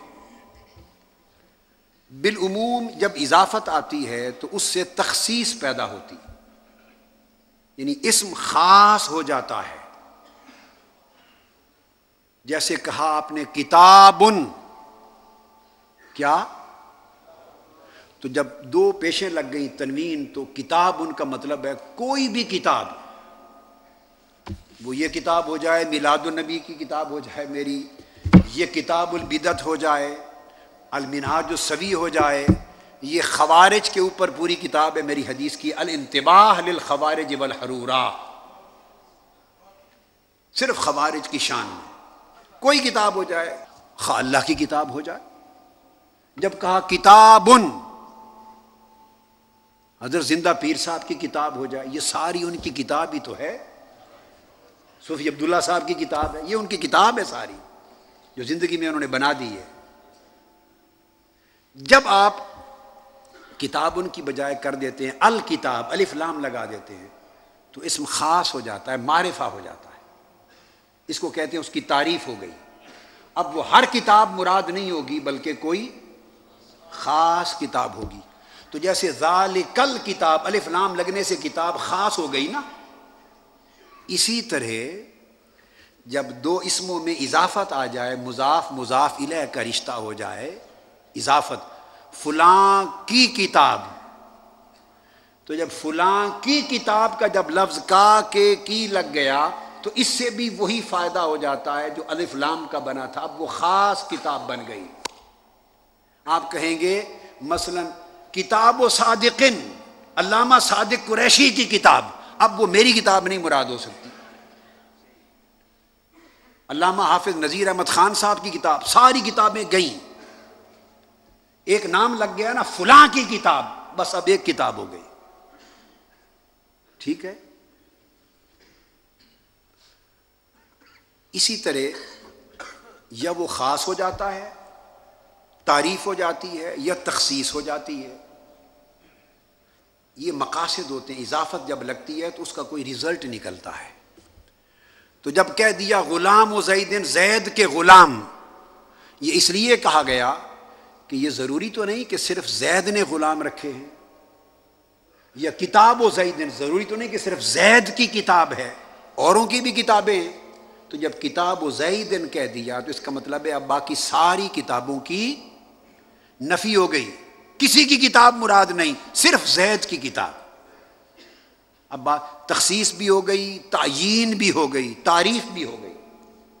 یہاں تک بات کی سمجھ آ گئی نا؟ یہ اضافت کا معنی ہے۔ جب آپ یہ نقطہ سمجھ گئے، اب میں دو آیتوں کا حوالہ دیتا ہوں۔ اللہ رب العزت نے فرمایا فرشتوں کو آدم کو سجدہ کرو، یہاں بھی فرمایا میرے محبوب پہ درود و سلام پڑھو۔ حضرت آدم علیہ السلام کی تخلیق ہوئی، پہلا موقع تھا، اور حالانکہ اس سے پہلے فرشتوں کا کوئی ڈیمونسٹریشن بھی زمین پر نہیں ہوا تھا،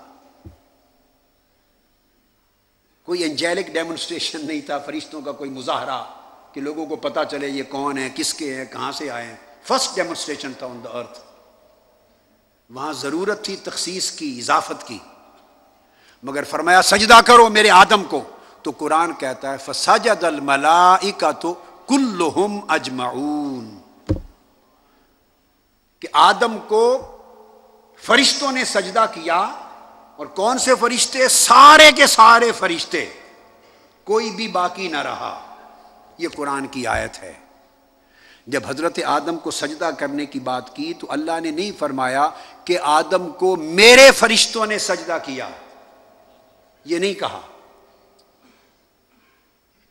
یا ساجدوا، یہ نہیں فرمایا اللہ پاک کہ سجد ملائکتہ، کہ اللہ کے فرشتوں نے سجدہ کیا، یہ نہیں کہا۔ فرمایا سجد الملائکۃ کلہم اجمعون، ہو نہیں آیا، سب فرشتوں نے سجدہ کیا۔ کس کے فرشتے؟ کہنے کی ضرورت ہی نہیں ہے، فرشتے ہوتے ہی اللہ کے ہیں، فرشتے سارے ہوتے ہی اللہ کے ہیں۔ آپ کے میرے فرشتے تو نہیں ہیں، فرشتے تو کسی کے نہیں، فرشتے تو صرف اللہ کے ہوتے ہیں، اس لیے ضرورت ہی محسوس نہیں کی۔ فرمایا فسجد الملائکۃ کلہم اجمعون، سارے کے سارے فرشتوں نے سجدہ کیا۔ بس آپ غور کر رہے ہیں، ملائکۃ نہیں کہا۔ اس مضمون کو، اس مقام کو ذہن میں رکھ لیں۔ اب کمپیریزن کروا رہا ہوں، ادھر فرمایا میرے محبوب پہ درود و سلام پڑھو، تو قرآن نے کہا ان اللہ و ملائکتہ یصلون علی النبی، بے شک اللہ اور اس کے فرشتے مصطفیٰ پہ درود و سلام پڑھتے ہیں۔ باری تعالیٰ جب سجدہ آدم کا ذکر تھا تو اس وقت تو فرشتوں کو یہ شرف نہیں بخشا کہ میرے فرشتے یا اس کے فرشتے، اس وقت فرما دیا سب فرشتوں نے سجدہ کیا الا ابلیس، سوائے ابلیس کے۔ جب محبوب پر درود و سلام کا وقت آیا تو اب کون سی ضرورت پڑ گئی تھی؟ کو کسی کو شک ہونے لگا تھا کہ اب فرشتے تقسیم ہو چکے ہیں؟ اب کو فرشتوں میں دھڑے بندی تھوڑی ہو گئی ہے کہ آدھے اللہ کے ہیں اور آدھے کسی اور کے ہیں، نہیں، سارے ہی تیرے ہیں، اس وقت بھی تیرے تھے، اب بھی تیرے ہیں۔ اب فرمایا ہے اللہ اور اس کے فرشتے درود و سلام بھیجتے ہیں۔ یہ فرق ہے اضافت کا، ہو کا۔ اب بات کی سمجھ آ گئی؟ آپ ذکر بھی کرتے ہیں نا ہو، تو ہو میں کچھ ہے،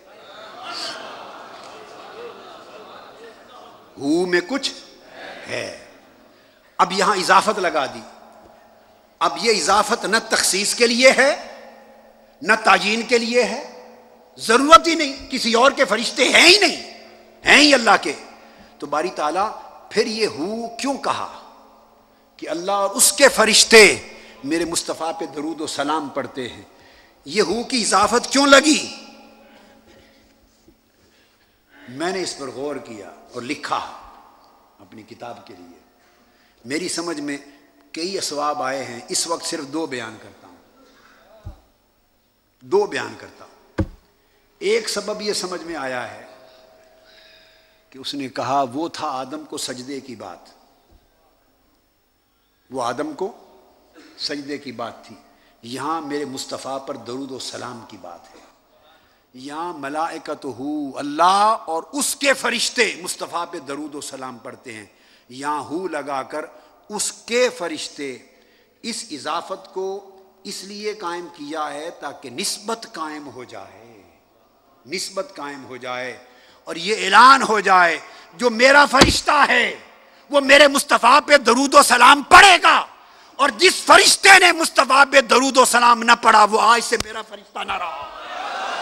اس بات کا اشارہ ہے، اعلان ہے، ہو کہہ کر فرشتوں کو متنبہ کر دیا، فرشتوں کو متنبہ متوجہ کر دیا کہ سن لو، وہ تو میرے ہی، مگر وہی میرا رہے گا جو میرے مصطفیٰ پہ درود و سلام پڑھے گا۔ اس کے فرشتے، جس نے مصطفیٰ پہ درود و سلام نہ پڑھا وہ فرشتہ بھی ہے تب بھی میرا نہ رہا، نہیں ہے۔ باری تعالیٰ یہ بات سمجھ میں آ گئی کہ تو نے تو فرشتوں کو چونکا دیا، تنبیہ فرما دی۔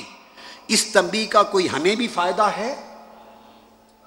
قرآن تو ہمارے لیے ہے نا، تو فرمایا تمہیں بھی فائدہ ہے، اس لیے کہ میں خدا ہو کر اپنے فرشتوں کو تنبیہ کر رہا ہوں کہ وہ جو میرے فرشتے ہیں وہ میرے مصطفیٰ پہ درود و سلام پڑھتے ہیں، اور جو نہیں پڑھیں گے وہ میرے فرشتے نہ رہیں گے۔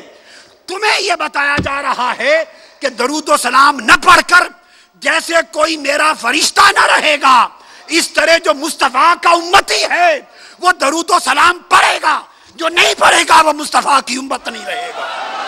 یہ بات، ان چیزوں کا امکان واقع میں نہیں ہوتا، واقع میں نہیں ہوتا، یہ تنبیہ کے لیے بات ہوتی ہے۔ ایسا نہیں ہو سکتا کہ کوئی فرشتہ ہو اور درود و سلام نہ پڑھے، تنبیہ ہوتی ہے۔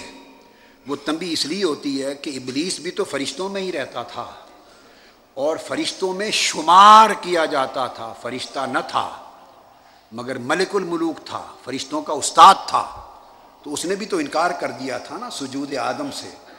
تو میں نے تنبیہ کر دی ہے کہ اگر سجود آدم کے انکار پر اس ابلیس کو شیطان بنا سکتا ہوں تو جس نے میرے محبوب پہ درود و سلام نہ پڑھا اس کو عالم ملکیت سے ہی خارج کر دوں گا۔ ایک تو بات سمجھ میں یہ آئی ہے، اور دوسری جو بات سمجھ میں آئی ہے یہ اضافت نسبتی ہے۔ نسبت کے تعین کے لیے یہ نحو میں ایک نیا قاعدہ وضع کر رہا ہوں، مفتی صاحبان کو عرض کر رہا ہوں، اضافت نسبتی۔ نئی اصطلاح، اس لیے میں نے عرض کیا نئی اصطلاح وضع کی ہے. میں کیا کرتا ہوں بہت جگہوں پر جہاں مراد کے اظہار کے لیے جہاں پہلے سے اصطلاح موجود نہ ہو وہاں وضع کر لیتا ہوں، کیونکہ اصطلاح وضع کرنا جیسے ہمارے بڑے کرتے رہے ان کے صدقے سے ہم بھی کرتے ہیں. یہ کوئی حدیث تھوڑا وضع کرنا ہے، اصطلاح وضع کرنا ہے. لا مناقشہ فی الاصطلاح ولا مسابقہ فی الاصطلاح. تو میں عرض یہ کر رہا تھا، دوسری بات جو میری سمجھ میں آئی وہ یہ اضافت تشریفی ہے. یہ اصطلاح موجود ہے اضافت تشریفی، کسی کو شرف دینے کے لیے. تو فرمایا باری تعالیٰ کیوں فرمایا ملائکتہ کہ میرے فرشتے، اس کے فرشتے درود و سلام پڑھتے ہیں؟ فرمایا وہ سجود آدم تھا، جس نے سجدہ کیا فرشتے رہے، جس نے نہ کیا شیطان ہو گیا. بس وہ فرشتے رہے. اور یہ میرے محبوب پر درود و سلام ہے. اور یہ اعلان کر رہا ہوں جو میرے محبوب پہ درود و سلام پڑھے گا ان کو اضافی شرف سے نوازوں گا. فرشتے تو سارے ہی ہیں مگر ان کو اپنا فرشتہ کہہ کے بلاؤں گا، میرے فرشتے. جیسے بندے تو سارے ہی ہیں خدا کے، ان کل من فی السماوات والارض الا آتی الرحمن عبدا، جو کچھ زمین و آسمان کی کائنات میں ہے وہ اللہ کا عبد اور بندہ ہے. بندے تو سارے ہیں مگر جن پر مہربان ہوتا ہے وہ کہتا ہے قل ان عبادی یا عبادی، اے میرے بندو، ان عبادی لیس لک علیہم بسلطان، اے شیطان جو میرے بندے ہوں گے تیرا داؤ ان پہ نہیں چل سکتا. تو بندے تو سارے ہیں مگر بعضوں کو چن کر اپنا کر لیتا ہوں. اس طرح فرشتے تو سارے ہیں، جو مصطفیٰ پہ درود و سلام پڑھے ان کو اپنا بنا لیتا ہوں. یہ اضافت تشریفی کے درود و سلام نے ان کو اپنا بنا لیا. تو یہ پیغام باری تعالیٰ پھر ہمارے لیے پیغام کیا ہے؟ اس اضافت تشریفی میں فرمایا تمہارے لیے پیغام یہ ہے کہ امت تو ساری ہی ہے مگر جو درود و سلام پڑھیں گے وہ خاص مصطفیٰ کے ہو جائیں گے، وہ امت ہو جائے گی. جو درود و سلام پڑھیں گے وہ خاص مصطفیٰ کے ہو جائیں گے. اضافت تشریفی یہ شرف کیسے ملا؟ درود و سلام کے سبب. فرشتوں کو ملائکتہ کا ٹائٹل جو ملا اس کے فرشتے یہ شرف صرف یصلون علی النبی نے عطا کیا، نبی کے درود و سلام کے سبب سے عطا کیا، درود و سلام کے سبب سے. اور اس درود و سلام کی نسبت میں نے کہا میلاد سے ہے. نبی پر درود و سلام اللہ کو اتنا پیارا ہے کہ فرشتے بھی پڑھیں تو انہیں اپنا بنا لیتا ہے، اور امتی پڑھیں گے تو کیا ہوگا. اور ایک بات یہ تو تھا خبر، یہاں تک تھی خبر کہ اللہ اور اللہ کے سارے فرشتے حضور پر درود و سلام پڑھتے ہیں، یہ خبر تھی. اس کے بعد امر ہے. یہاں تک خبر تھی، آپ کو خبر دی کہ اللہ اور اس کے فرشتے حضور پہ درود و سلام پڑھتے ہیں. اس کے بعد امر اور حکم ہے، اے ایمان والو صلو علیہ وسلموا تسلیما. تم بھی ایمان والا رہنا چاہتے ہو اور ایمان کی دولت کو برقرار رکھنا چاہتے ہو اور میرے مصطفیٰ کا بننا چاہتے ہو اور میرا بن جانا چاہتے ہو ملائکتہ کی طرح، تو تم بھی میرے محبوب پر درود پڑھا کرو اور کثرت سے سلام پڑھا کرو. پہلے خبر دی، اب امر دیا. سمجھ گئے؟ اب یہاں ایک نکتہ سمجھ لیں، علمی نکتہ. یا ایھا الذین آمنوا صلوا علیہ وسلموا تسلیما، یہ صریح امر ہے اور یہ تقاضا کرتا ہے فرضیت و وجوب کا. ایک ٹھوس علمی بات بتا رہا ہوں. اس امر سے ثابت ہوا بغیر اشتباہ کے کہ حضور پہ درود و سلام پڑھنا فرض ہے. درود و سلام پڑھنا فرض ہے. یہ حکم الہی ہے، صیغہ امر ہے، یہ وجوب کے لیے ہے. درود و سلام پڑھنا فرض ہے. اب آگے چلیں. فرض ہے تو پھر کسی کنارے پہ لے جائیں گے نا اس کو. تو جب فرض ہے اور فرض بھی اتنا اعلیٰ کہ اس فرض کی ادائیگی سے پہلے اس نے اپنی خبر دی ہے. کہ میں اور میرے فرشتے حضور پر درود و سلام پڑھتے ہیں، یہ خبر دے کر پھر امر کرتا ہے، ورنہ کسی امر سے پہلے اس نے اپنی خبر نہیں دی۔ اقیم الصلاۃ، نماز پڑھو، اپنی کوئی خبر نہیں دی کہ میں بھی پڑھتا ہوں یا نہیں۔ اس نے کس کی پڑھنی ہے؟ روزہ رکھو، امر دیا، خبر اپنی نہیں دی، وہ روزوں سے پاک ہے۔ حج کرو، امر دیا، خبر نہیں دی۔ بولے نا، خبر کاہے کی دے؟ وہ روزے رکھتا ہے، وہ طواف کرتا ہے، وہ حج کرتا ہے، وہ زکوٰۃ دیتا ہے، وہ نمازیں پڑھتا ہے، اس نے کس کی عبادت کرنی ہے؟ وہ تو خود معبود ہے، اس لیے کہیں خبر نہیں دیتا، امر دیتا ہے۔ جب حضور پر درود و سلام کی باری آئی تو امر بعد میں دیا، پہلے اپنی خبر دی۔ اس لیے یہ جو صیغہ امر ہے یہ بطریق اولا اس بات وجوب و فرضیت کرتا ہے، یہ فرض ہے درود و سلام۔ اب یہاں جو اگلی بات میں کہنا چاہتا ہوں، یاد رکھ لیں،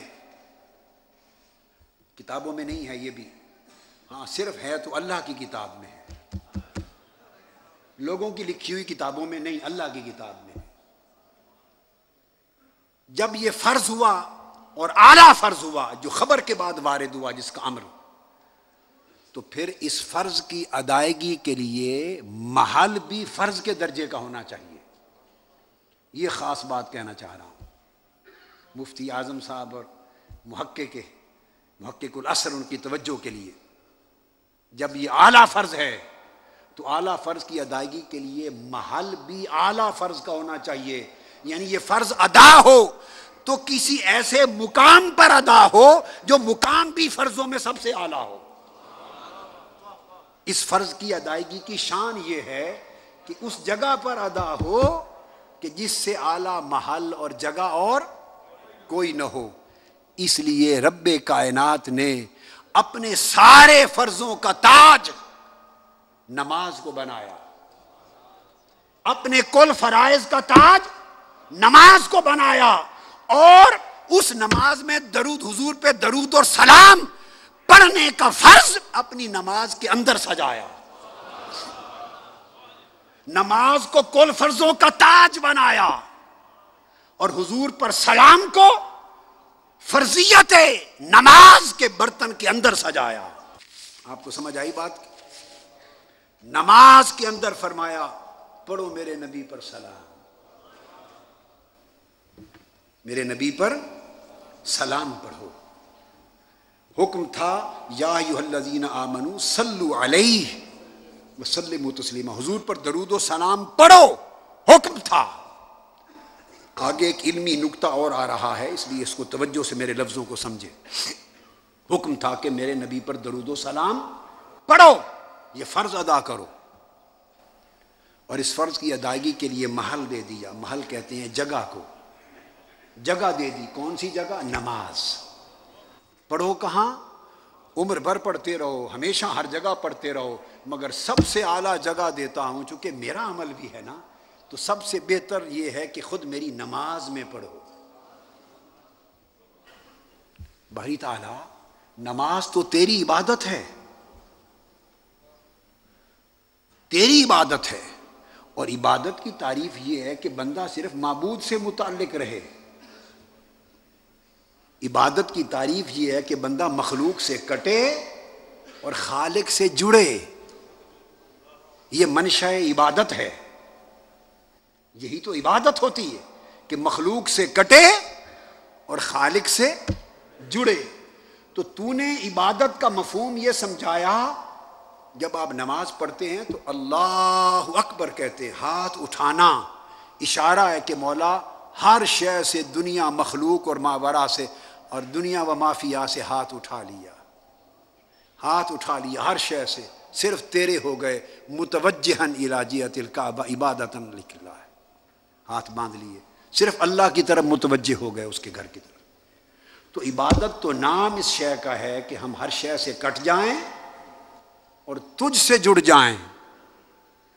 اور عجیب بات ہے کہ جب ہر ایک سے کاٹ کر، ہمیں ہر ایک سے کاٹ کر اپنے ساتھ جوڑ لیا،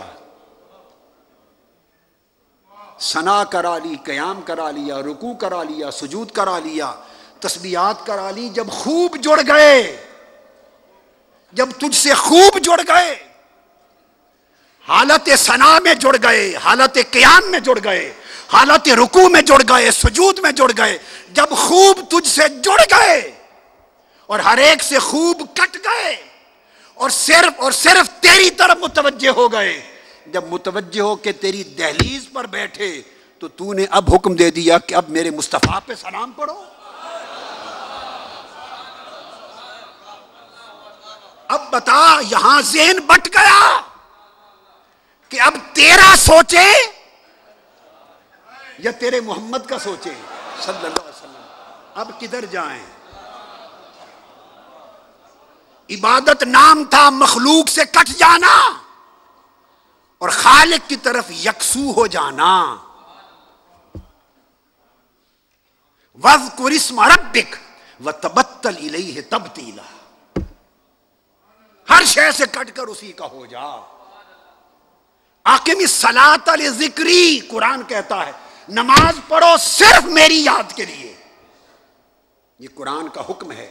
ایک طرف تو نے کہا نماز پڑھو صرف میری یاد کے لیے. اب تیری یاد کے لیے نماز شروع کی تھی، تیری ثنا کی، قیام کیا، رکوع کیا، سجود کیا، تیرا کلام پڑھا. جب خوب جڑ گئے اور تیری طرف ہو گئے اور ہر ایک کو بھول گئے، کٹ گئے، اب اپنی دہلیز پر بٹھا کر اب تو فرماتا ہے اب پڑھو یا نبی سلام علیکہ، السلام علیکہ ایھا النبی. اب فرماتا ہے میرے محبوب پر سلام پڑھو.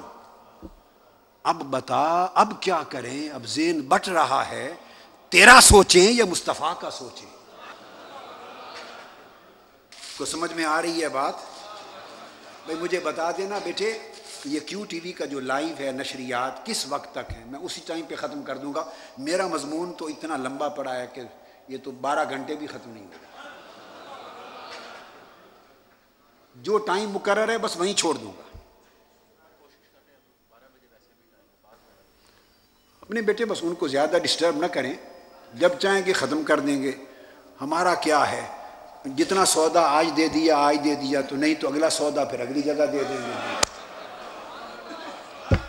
ہم نے تو ہر جگہ گاہک ہی ڈھونڈنے ہیں اور ایک ہی بولی لگانی ہے اور ہر جگہ سودا بیچتے جانا ہے. کوئی بات نہیں ہے.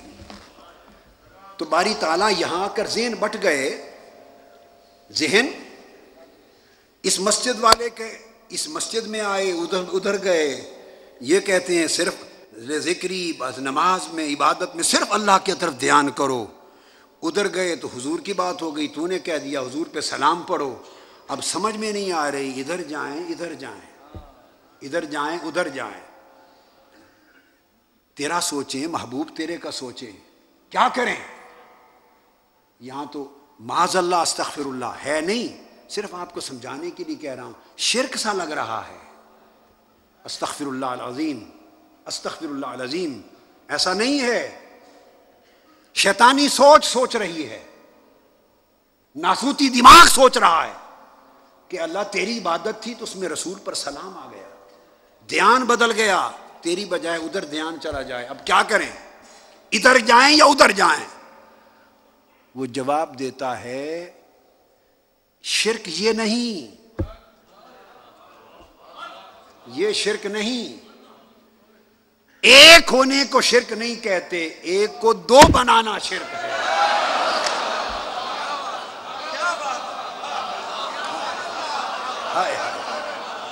ہائے ہائے ہائے، رستہ ایک رہے، سمت ایک رہے، جہت ایک رہے، توجہ ایک رہے، ربط ایک رہے، تعلق ایک رہے، معرفت ایک رہے، دھیان ایک ہی رہے، ہر کوئی اسی میں سمائے تو توحید ہے. اور دو میں بٹ جائیں تو یہ شرک ہے. ادھر ادھر کرنا یہ شرک ہے. ادھر ادھر سوچنا یہ شرک ہے. توحید والا کہتا ہے کہ نہ ادھر کی بات کرو نہ ادھر کی بات کرو، ادھر ادھر تم نے بنا رکھے ہیں.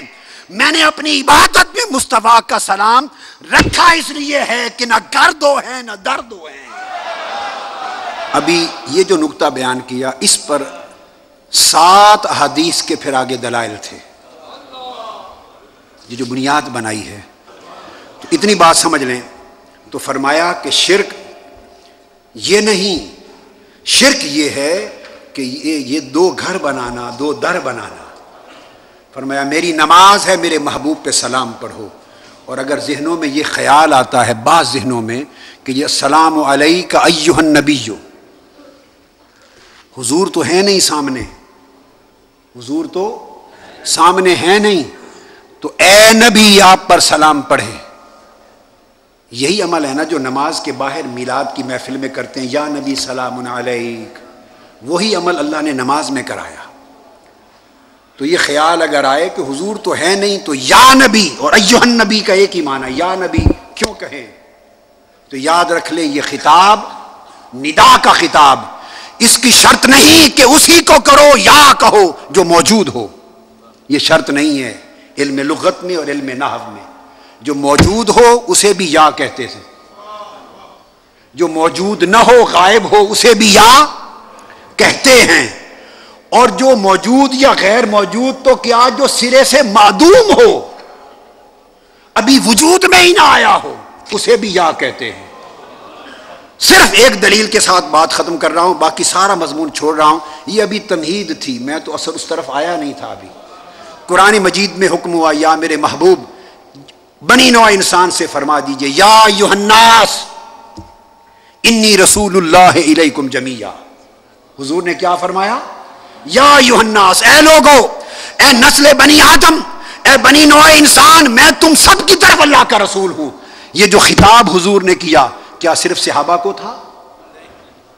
ہمیں تھا یا نہ تھا؟ اگر ہمیں بھی ہے اور ہماری طرف بھی حضور رسول ہیں تو کیا جب حضور یا کہہ رہے تھے ہم موجود تھے؟ جو موجود تھے انہیں بھی یا ایھا الناس کہا، ہم جو موجود نہ تھے انہیں بھی یا ایھا الناس کہا، جو شرق تا غرب غائب میں تھے انہیں بھی یا کہا، جو قیامت تک ہیں اور معدوم ہیں آج بھی نہیں وہ بھی یا میں داخل ہوئے۔ ارے جب مصطفیٰ یا کہیں یا مصطفیٰ کو یا کہے، جو موجود ہو وہ بھی داخل ہوتا ہے، جو معدوم ہو وہ بھی داخل ہوتا ہے۔ سبق یہ ہے لوگوں، یا نبی سلام علیک پڑھا کرو، جو حضور کو موجود سمجھے وہ موجود سمجھ کے یا رسول پڑھا کرے، جو موجود نہ سمجھے غائب سمجھے وہ غائب جان کر بھی یا نبی پڑھا کرے، جو موجود سمجھے موجود کے لیے بھی مصطفیٰ یا نبی ہے، غائب کے لیے بھی یا نبی ہے، معدوم کے لیے بھی یا نبی ہے۔ یا کی کوئی شرط ہی نہیں موجود و غیر موجود کی، اس لیے اللہ نے فرمایا تم برمنگم میں ہو یا پاکستان میں، افریقہ میں ہو یا جاپان میں، دنیا کے جس خطے میں ہو، محبوب میرا گنبد خضرا میں لیٹا ہے، جہاں بھی نماز پڑھو کہا کرو السلام علیک ایھا النبی، اے نبی تم پر سلام ہو۔ ارے جو سلام یا نبی کہہ کر ہر روز رب نماز میں پڑھواتا ہے، وہی سلام محافل میں تم اختتام پہ پڑھ لیا کرو۔ تو گویا اس لحاظ سے ہر نماز محفل میلاد ہے، ہر نماز محفل میلاد ہے کہ اس کا کمال حضور پر سلام ہے۔ اللہ تبارک و تعالی آپ سب کو اور حضور کی پوری امت کو ایمان عمل صالح کے ساتھ اور عقیدہ صحیحہ کے ساتھ مبارکہ کے ساتھ زندہ و سلامت رکھیں۔ والسلام علیکم ورحمۃ اللہ وبرکاتہ۔